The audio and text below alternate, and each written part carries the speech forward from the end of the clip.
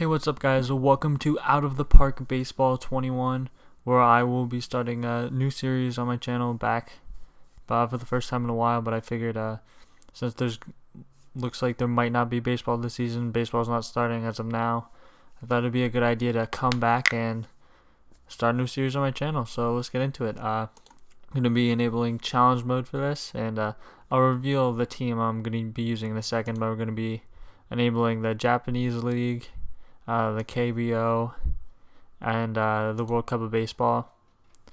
And to start, the name of the save is going to be the team we're going to do, which is going to be the Detroit Tigers. So they were, of course, the worst team in the MLB last year, 47 and 114.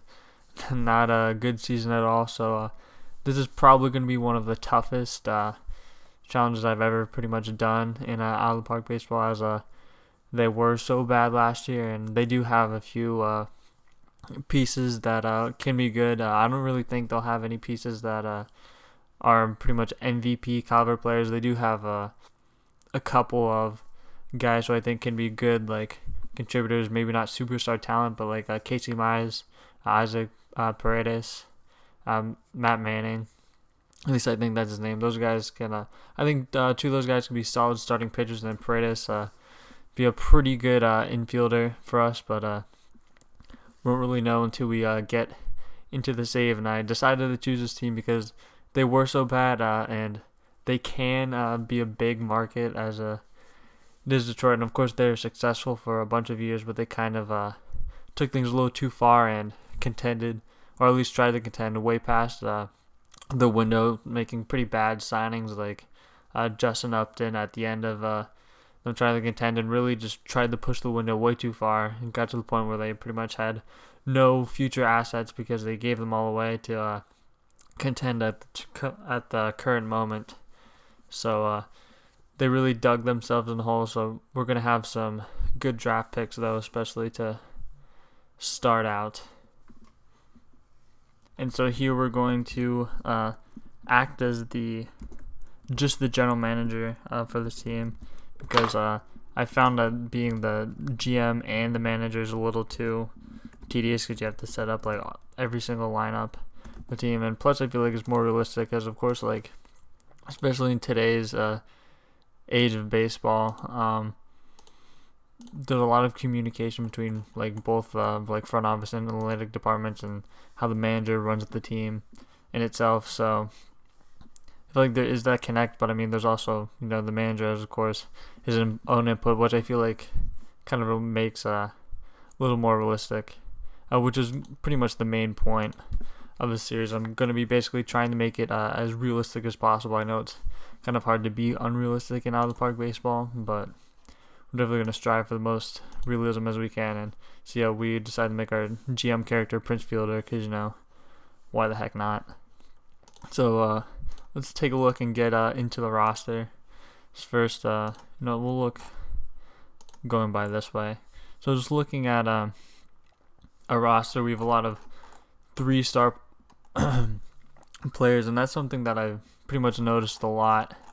Especially in this game. I've of course played all the earlier out of the park baseball games. I have a previous Orioles game from 2019, and one thing I've noticed in this year's game, there's a lot of 3-star players. Like pretty much everyone that I found is a 3-star player, and a lot of prospects with around 3-star potential, which I found is pretty interesting. I did play this game a little bit before I started this save for YouTube, which was a Philly save. I played 1 year with that, just to try to get the feel for the game before I could do this, because I really didn't look into any of the new features in this year's game and all the stuff I might have missed. So pretty much going in blind was kind of fun. So we'll uncover a bunch of features as we go along. So take a look at the roster here. Pretty much not really any, of course, pretty much good starting pitching. Just a lot of guys are fine. I mean,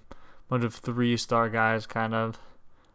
Joe Jimenez, of course, a pretty good bullpen piece, controllable for a bunch more years. I mean, really no reason to get rid of a cost controllable bullpen arm like that at this point.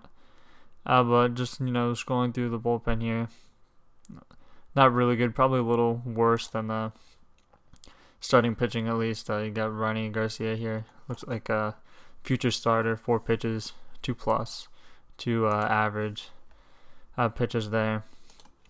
Of course, going into the lineup, of course, I have Miguel Cabrera, who is under contract for a long time, and basically we're probably just going to have to let it just ride out with him, because, there's really no team that would want to take on his contract, and even if we do eat a lot of his contract, I don't think he would be necessarily productive enough for a contending team to want to take him on, unless he somehow has a really good year, but his ratings have declined to the point where I just don't know if that's going to happen. So I'm probably going to just have to ride it out with him. I see he's making $30+ million for the foreseeable future, so hopefully he retires early, and we can use that money on other guys. But speaking of money, we're going to go in the salaries here.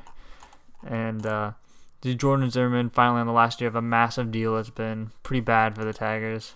He's been absolutely terrible with the Tigers since then.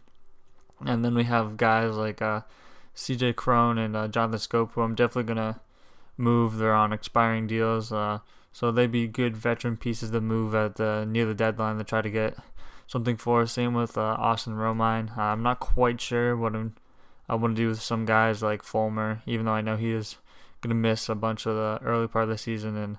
And Matt Boyd, not sure if I'm going to trade them yet, but here's some more veteran pieces. Pretty much any veteran guy that's on this team is subject to be traded once we get close to the deadline. And here we have 2 of our top prospect guys here. Matt Manning, 3.5-star guy. Has some good pitches. His other stats aren't great. Casey Mize, who looks like he should develop and have good stuff. And actually, let's go to meet the team so you can see our top prospects. And here they are. These 3 guys, all pitchers, pretty much the same guys that were on the top of the other list there. And while we're looking at this, actually, let's go to personnel, because of course, for the sake of realism, I'm not really gonna fire anybody right here, except I am gonna look at our scouting director, because that is the most important part of this game. I do want pretty much the only things that I've noticed from this year to the other years of this game is the scouting accuracy here, which is going to be pretty important. So having a good scout is going to be only important for like drafting amateurs and signing international guys to help, of course, build our team up for the future, but just to evaluate our own players and have a good scout that can correctly evaluate the talent we have and pretty much all the talent across the league. Looking into everything else here, kind of, this is basically just, of course, going to be a preview video. We don't really have any more money for development budget this year, but I'd like to, of course, once we move on to the next years of this game, we aren't paying players as much. We'll, of course, up that so we can develop our minor league players. And here's our owner. Looks like he's pretty understanding, which is going to be good, especially because we're going to be bad for a while. So you can see these years when the Tigers were really good, like I mentioned before, and then they tried to extend their window there and made some bad signings in this area, and then totally fell off the map right there. And speaking of our owner, let's go ahead and see our goals and don't completely suck, which, I mean, might be tough considering our current state of the team. And I don't really read too much into owner goals at all, especially in this game, because they don't really matter. And of course, we want to do what we think is best. And just gonna go quick over here and set our team control settings, turning off the trade notifications that we get, because all of them are pretty garbage, at least in my opinion, and it really annoys me when they stop the game.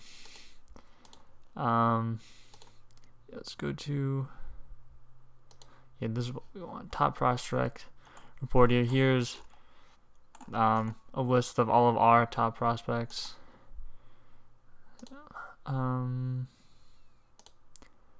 minor leagues. Okay, so yeah, this stuff definitely is not yet. But so basically how I think I'm going to run the save is just kind of check in and simulate through certain parts of the season, because I think just going through the day-to-day would be pretty boring and too tedious to look. And he is Isaac Paredes, one of the prospects I mentioned earlier. But it'd be too tedious to just go through the daily simulation of the season. So I'm pretty much going to just check in. I'll let you guys know anything really important that happens. Check in, of course, during the draft. Pretty much check in the end of every month to update you guys on the team. But I think that's going to do it for this video. Just a kind of a meet the team kind of thing. Kind of just give a nice little introduction to the series, which I hope isn't too long. So thank you guys for watching, and I'll be back for episode 2.